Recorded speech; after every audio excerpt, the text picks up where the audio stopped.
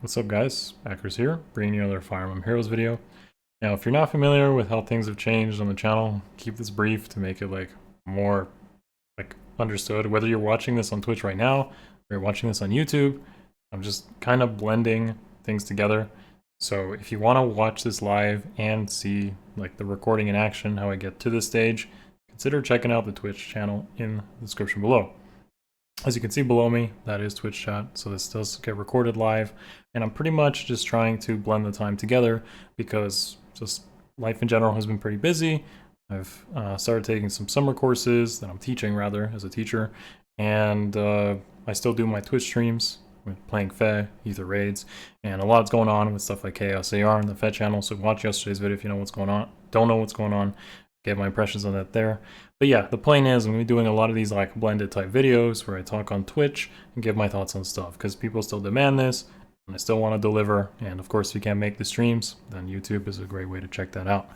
So yeah, that's what we're doing here. We're going to be talking about a couple things in today's video. First one is obviously weapon refines. You can see right here we have a couple of them. It's going to be Velouria, Naesala, Ranulf, Picnic Flora, and Fallen Berkut. So those are going to be covered in today's video. We're also going to be talking about the new units, their skills, maybe something to do with their stats and whatnot. So some more details since we have this and the video came out for it. So we'll be talking about those as well. And finally, Chaos AR in detail, since that is now in the update notification.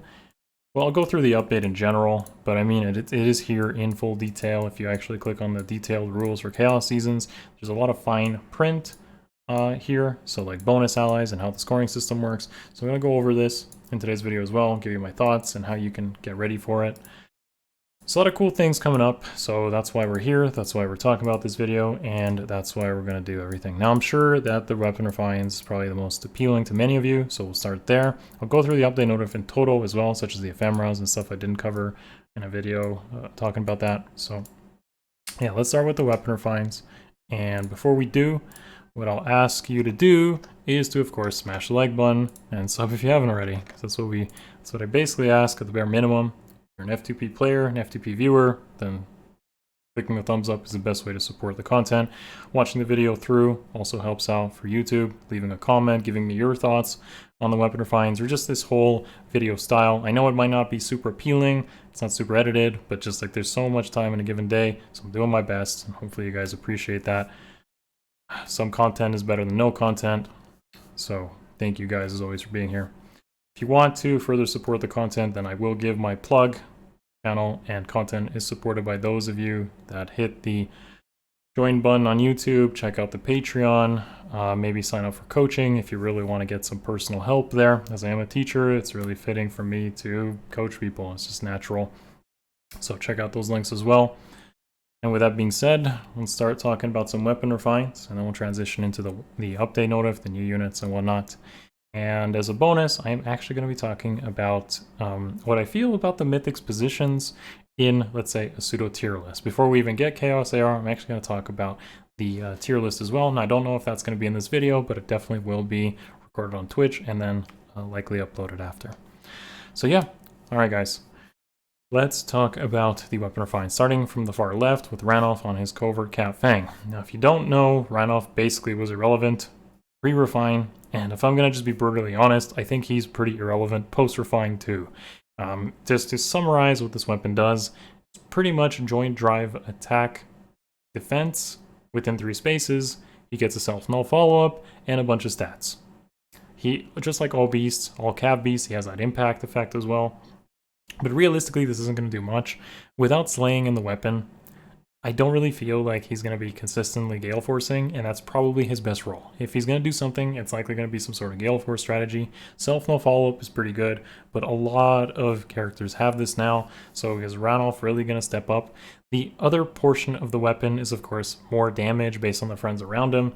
So GALEFORCE tends to be like a sort of we'll play with my friends type strategy, and I don't think it's really easy for him to jump in, or at least be the initiator. Like maybe with Wings of Mercy, he gets a lot of value out of something like that, but he's not pre-accelerated. He's going to rely, ironically, on somebody like Velouria here to pre-accelerate him. So if you're going to use Ranulf with this new weapon, if you're a huge Ranulf fan, then I guess you're going to be running stuff like Trace potentially or Wings of Mercy on a GALEFORCE strategy, and that's really the best I can see out of this refine. I don't really think it's going to make him amazing by any means or game breaking, and that's really all I'm going to say about Ranulf here. Let's move on to Picnic Flora. Now, Picnic Flora keeps a lot of that base effect in calculating the difference, like a res check, and then making her stats stronger based on the difference. She already has a really high res stat, so the way that works fits perfectly fine. She also has effective against beasts, which is still fairly rare. It's not super common amongst a lot of weapons, so I think that is still something really good and is making her quite defining. So with the extra stuff she gets, she has 4 to all stats, of course. This is pretty basic on all refines at this point. And then she gets a within 3 spaces condition. Now, the 3 spaces condition for the other effects is going to be damage reduction, as long as she has 1 greater res, and then with 7 greater res, she stops follow-ups. So this is all pretty nice, because having DR in a weapon is good, and then having some sort of follow-up denial is also pretty good. She's going to win those res checks, I think, pretty decisively, and this will fit her naturally into, let's say, a save ball, or potentially as a far save unit for some sort of melee tank. So if you had Picnic Flora picked up from the Formas from a couple months ago, you're rewarded for it, of course. If you've been merging Picnic Flora for years, you're rewarded for it. This just makes her better. It just makes her better at the roles she was going to do as a far save unit. And I did talk about Picnic Flora a couple months ago, and the builds there I think are still relevant to this day. So if you want to go watch the not the weapon refined, but the holoforms video from Fates from a couple months ago, I still stand by the builds and how you would end up using her if you wanted to review that. Next up is Fallen Berkut's weapon. This is still an interesting weapon. What is different about it though here is that he's okay. So the base effect didn't really change. He was already denying doubles, but now he also gets an auto double, so he's not reliant on quick riposte post refine. So he gets a bit better since he can now officially not have to rely on something like quick riposte, and then he gets extra stats, which is the attack and defense -5. The 20 damage recoil to nearest ally might seem like a detriment, but honestly I think it's not too bad, because it could set up stuff like escape routes, or potentially Wings of Mercy on the team on follow-up turns, maybe something like Desperation. So I'm not totally against recoil type effects. I think it could be something that could work pretty well, but this isn't a huge upgrade over what was already running. It does give him some seal flexibility or beast slot flexibility. He could run like Trace now instead, potentially a solo skill in the seal, and not have to rely on auto doubles through stuff like quick riposte. So it's a minor upgrade, and he's already going to be doing what he was kind of already doing. However, Omni tanks are kind of weird. If you want to make an Omni tank work, then I think you want to use Caden from the previous month, where he's giving guard to these type of units, or you're going to be running like a stance 3 skill.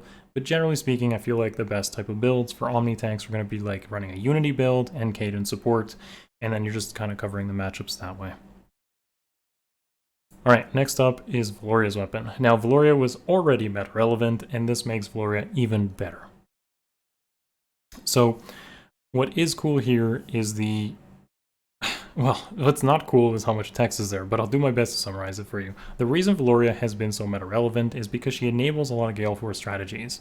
And most notably, I've been using her myself with something like Ashe, or Thor, and then bringing those specials down to like 2 charge GALEFORCEs, which makes it very consistent to do GALEFORCE. Velouria pretty much pairs up with almost everyone in some way, whether that's GALEFORCE strategies or PvE AoE specials or something like that.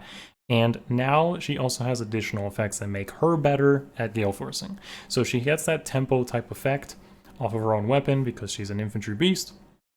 So if she goes in Wings of Mercy with GALEFORCE, she's not going to be denied by guard effects. She should consistently get off her own GALEFORCE. And on top of that, she now also provides a dull type effect for start of turn. So like a bonus dull type effect is great. I think this is going to make, just in general, everything about the GALEFORCE between her and her partner even more consistent. On top of that, she just has an attack and speed buff as well, so you don't have to rely on link skills or anything. It's just a natural quality of life upgrade to how you were already using Velouria. So yeah, if you were already running GALEFORCE strats, or you were running, let's say, PvE type AoE strats, Velouria just got better at it and now can contribute better to those type of strats.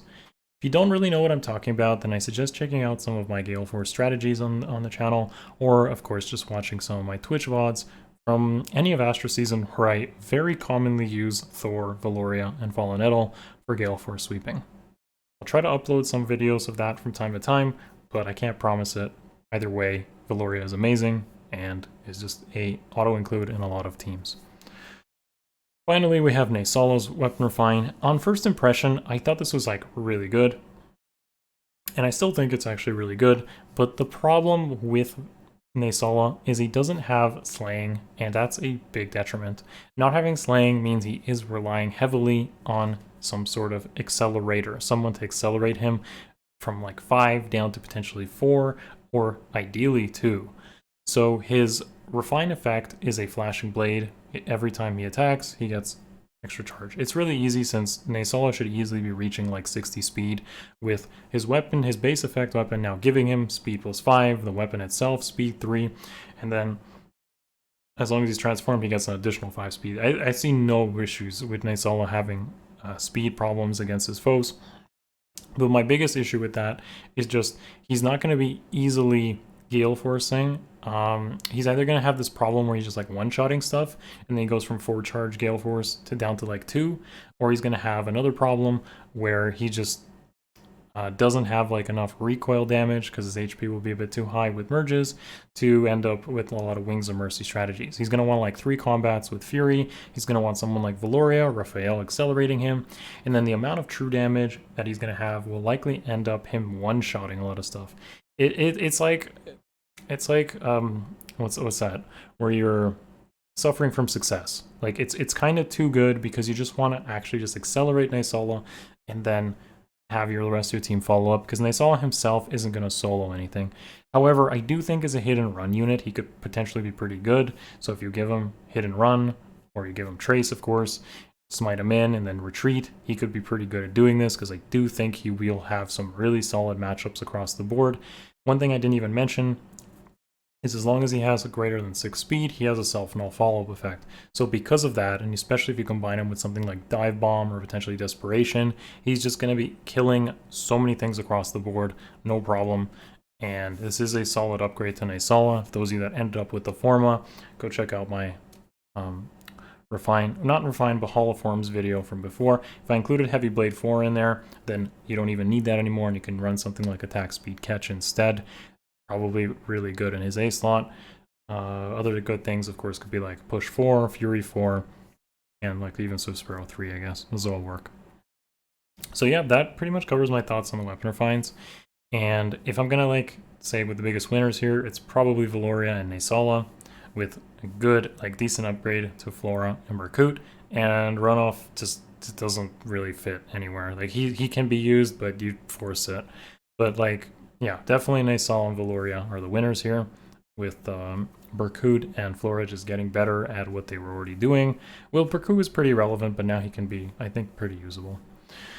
So yeah, with that being said, let's go talk a little bit about the new units, and then I'll jump into the rest of the update, including Chaos AR. So with the new units, the video did come out. I'm not going to go through the video here. I'm just going to talk about the new units themselves and the skills they bring to the table. So the biggest standouts from this batch are definitely going to be Florina and Sain, and obviously Kent and Letizia are less interesting. I'll talk about that in a moment, why I think that's the case, but Florina and Sain are absolutely what we're talking about. So if we look at Florina, if you don't understand what's going on here, her weapon is pretty much a slaying weapon, and as long as she's above, as long as she's below 60% HP, everyone else can Wings of Mercy to her. So everyone can pretty much come to her as long as she's under 60%. That is really good of an effect, because this is a sort of Wings of Mercy enabler without actually having to use Wings of Mercy. So you can free up the B slot on a lot of units, and this can open the door for a lot of strategies that may want to use like no follow-up in the B slot instead, or they might want to use like Trace in the B slot. So just having that as an effect is really good. The condition it being 60% rather than 50% is also a bit more reasonable, which means with like Fury 4, Fury 3, your HP conditions will be a bit easier rather than 50%. So I do think this is quite unique. I like that they've introduced a mechanic like this, so it makes Florina stand out. The other effect she has is an Ash type effect or Summer Tana. So allies within 2 spaces can just move within 2 spaces. That's pretty much your Guidance 4 type effect. That's really good too. The only issue I have with this weapon is that it has a if unit is within 3 spaces condition for the extra true damage and attack speed 6. I think that is kind of sucky because if she's going to be the enabler, the one that initiates into the enemy team, and trust me, she probably has to be that unit because again, she has that 60% HP condition. She's not always going to be within 3 spaces, which means her potential of sniping stuff is going to be kind of harder to do it. So I do think it's cool, and being able to just use her and then combine her with a bunch of B slot open type start strategies is just cool. So if you don't know what to summon here, obviously Florina, because of the Ascended Florina, is one reason, but in terms of like AR strategies where you're enabling GALEFORCE through range units, Florina is going to be a pretty nice addition to everyone's barracks, even as like a one-off. I still wouldn't say summon for this. I never really say you should like summon for like any of these units. In my opinion, that's just not the way to go. But yeah, and she comes with SD Far Trace, which wasn't in the pool before, so that's a nice addition. We got to stop seeing attack speed push 4 and everything though. That is not interesting. I'm tired of seeing it. Anyways, next up is Sain. Now, I didn't expect the Blue Lance Cav to be interesting, but here we are. So, Jolly Jade Lance. There's a couple of reasons why this is really cool. The first one is he has Canto Rem in the weapon, which is great. The second reason is because if he if he uses a rally on someone else, he gets another action. He literally has like a change fate or future vision type effect where he does an assist and then he gets to move again. I think that's a crazy good effect. We don't have a lot of these in the game, and now with Chaos AR coming and limiting dancers, or potentially even something like Summoner Duels, where again you can only use like one dancer, having these type of units who can act again after doing something is huge. Now, if he's running like a ruse in the B skill, then that could be really good because then he'll set up a guard, he'll end up buffing his friends, whatever. The point is he rallies, he can likely canto into a better position, and I do think that there's some pretty good ways of using Trace / Canto Rem to potentially threaten, especially in AR defense with Rem. So Sain is interesting actually, and he comes with Speed Defense Catch 4, which is less interesting. But Flow Refresh is at least pretty good. Flow Guard would have been better, but Flow Refresh is not bad. So I do see Sain actually being pretty interesting as a unit, and a Blue Lance Cav, mind you. I don't really see Blue Lance Cavs being relevant, but yet here we are. Alright, next up is Kent. Now, Kent is not relevant at all, but he does bring Bond 3 to the table, and he does bring Allied Sword. Now, I did talk about this in yesterday's Fed Channel video where I was going over these, but Allied Sword is Joint Drive Attack Defense, and that's really good because there are no other support swords in the game that aren't seasonal locked. We had Geishin before, and we had Katamatsu. So Allied Sword being in the permanent pool as fodder is like a yes, thank you so much for having this, and here we are. So that's all I'm going to say about Kent. As a unit, it's not relevant though. Okay, finally, my points here on Letizia. Now, Letizia is not a mythic, not a legendary, and this already kind of makes her much worse than like the previous years with Mirabilis or Note. Like, this is just dead on arrival. You really do want a Florina, better for strategies, getting the free Floret. Letizia is whatever.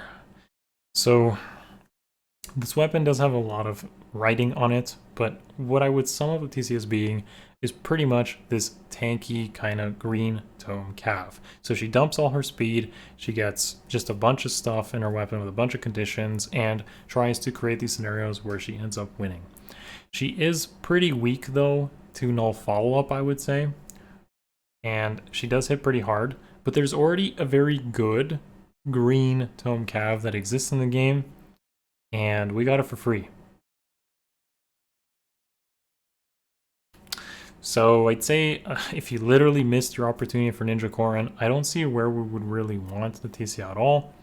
She can have some pretty solid matchups. I guess she could work as a tank. but I'm not really that impressed. Not being a mythic or legendary kind of just killed her viability right away.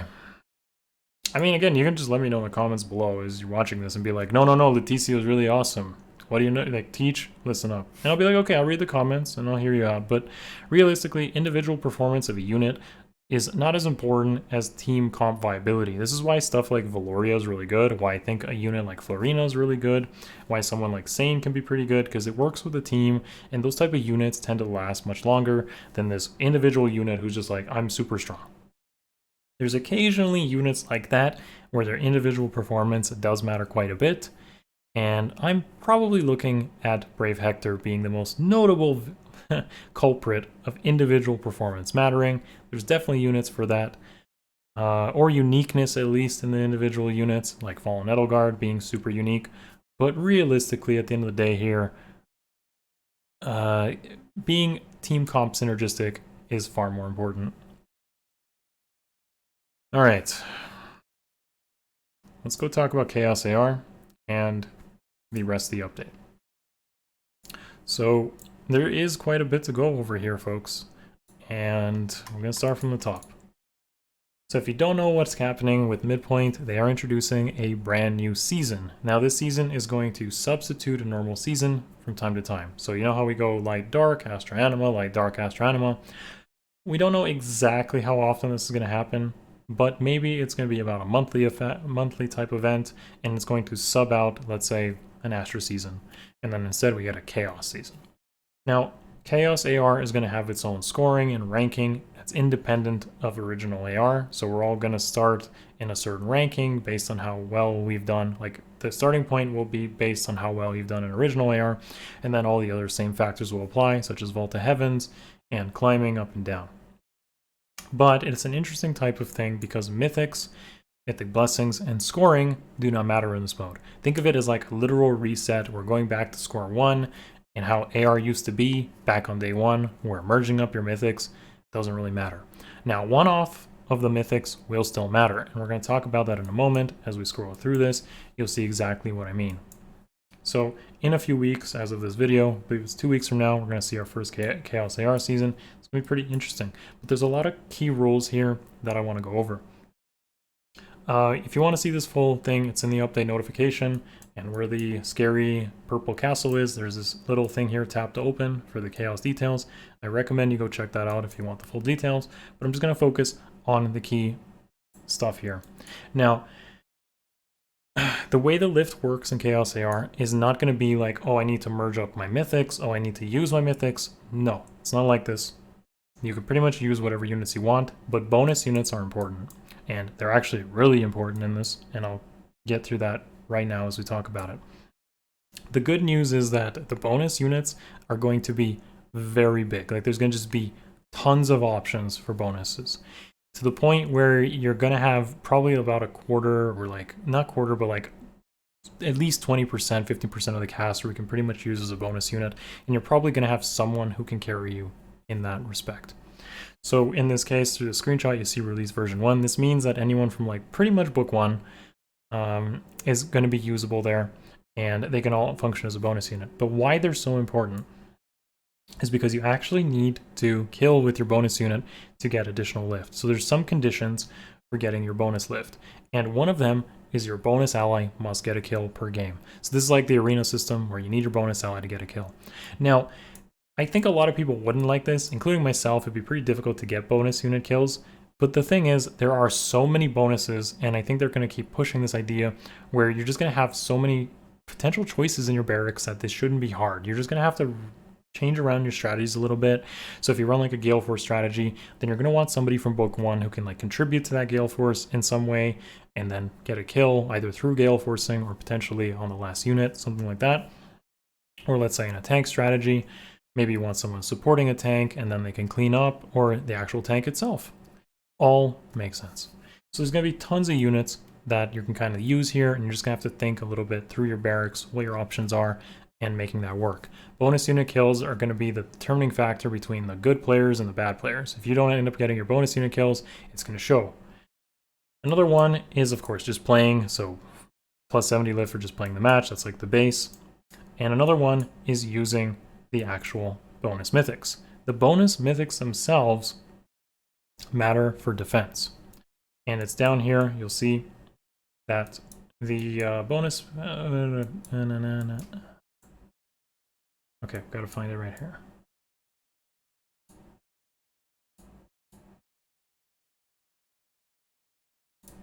Ah, there it is. Lift bonuses that carry over. All right. So, grants a bonus to 20 lift when a bonus ally is included in a raiding party. Yes. Grants 10 bonus lift when you mount a successful attack. Okay, no. So this is actually, you clear the map in Vault of Heavens without losing a unit. Undefeated, you get your plus 10 lift. And plus 20 is just for using a bonus ally. So you can't like create your comp without the bonus ally. You need that undefeated. Now there is a clause here for using a bonus mythic on defense. But the thing is, it doesn't need to be a defense mythic. The text is so much, but I did recall reading that here. Let's see.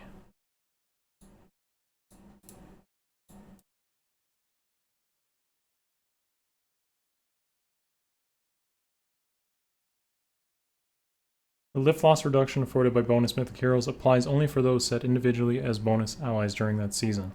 Mythic heroes who are bonus allies because they are part of a version set as bonus allies do not provide the lift loss reduction effect. So it's right there in the blue text, folks, under notes. So that is, of course, it's in the big balls of text, but I knew it was there. So what this means is that Yoon and Peony can be used on defense and provide an additional lift loss.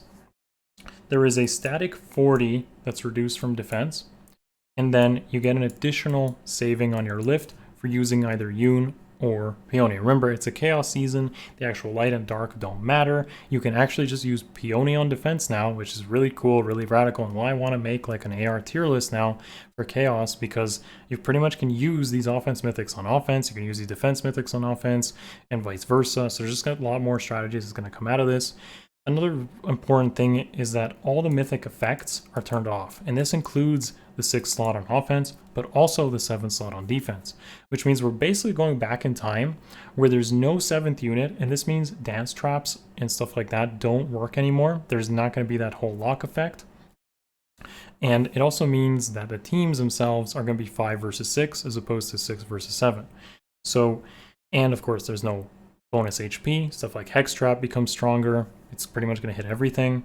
And stuff like Bolt Trap and Grav Trap are also just going to be far more threatening. But yeah, there's just a lot to cover there, but I think those are the most notable things I'd say about Chaos AR. What you want to think about is all the offense mythics, all the defense mythics creating some sort of overlap. They don't matter, their seasons don't matter at all. Making sure you get those bonus unit kills on offense, and then just using a 1 bonus mythic on defense. And that would be the Peony or Yoon for the upcoming one, but obviously those will rotate. And I think most people should have like some sort of bonus defense mythic. You might opt to not even do it at all, but remember, you can't really get merges on defense, you can't really get merges on offense, so every single loss is going to hurt a lot more. Okay, that's pretty much, I think, what I'm going to talk about for Chaos AR right now, but I will cover some more stuff in the future videos as I kind of feel out the meta and probably create an updated AR tier list, Chaos AR tier list that is. But for now, those are the most important things I can give you guys for advice on the upcoming seasons from what we read in the giant wall of text. All right, other stuff to finish off this video and all my thoughts is going to be just the update notif, getting more stuff for... of course, the memento events for Hero's Journey. The ephemera is coming up. We get Disarm Trap. That's the coolest thing that's coming up here. Now, Disarm Trap is less relevant now because of Hex Trap, but it's still nice to see it. If nothing else, at least that's a rally plus. We went over the weapon refines at the beginning. There is a brand new captain skill for Summoner Duels, which, mind you, Summoner Duels seems to be happening now less often because of Chaos AR. I think that's what they're going to be doing. That's not confirmed yet, but likely that could be what's happening. Okay, so Storm of Blows pretty much is neutralizing bonuses on the captain's foes during combat. So that's pretty much a dull type effect and a guaranteed follow-up. I think this is potentially pretty good, but I do see a lot of no follow-up effects in Summoner Duels, so we'll see how that pans out. Erosion wasn't as interesting as I wanted it to be, so I'm going to kind of reserve my opinion on that. Arena did get adjusted. I believe this was like 5% for tiers 12 to 17, but I really hope they bump this up to tier 21 and tier 20 and create a little bit more of a threshold there so more people can at least not feel like these score ranges are so ridiculous. Because the more people that play Arena, the easier it is to rank. It doesn't really matter which tier it is. Just more of a threshold between them means that not like everyone or a bigger portion of people are losing out and more people can stay in or move up. Okay, and I think that's pretty much all that there is for the upcoming the update note if that is out as of this video. And we did talk about Chaos AR, page cannot be loaded, cool. But yeah, that pretty much covers today's video. And I think in the upcoming videos, I'm gonna try at least to look at some GALEFORCE content for you guys on YouTube. That one's going to be hard to find some time for, but I'll try to do it. If nothing else, do check out the Twitch stream. That's what I can say for sure. And second, I will provide some Chaos AR content as we approach that timeline. Thank you guys for watching as always. Smash that like button. Those of you on Twitch, go watch this on YouTube again. Those of you on YouTube, consider come checking out the Twitch streams. Love you all, and I will see you guys in the next video. Peace.